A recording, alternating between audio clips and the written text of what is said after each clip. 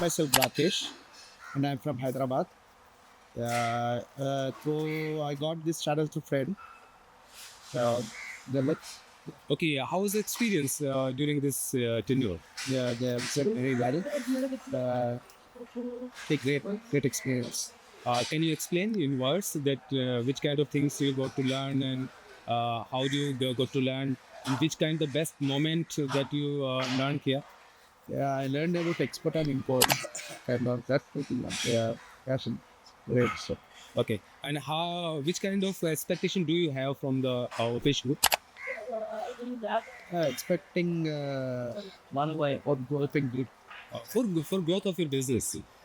Expecting good. Which kind of expectation? Means support system you are going to take the Yeah, patients. PG is giving a best support to us.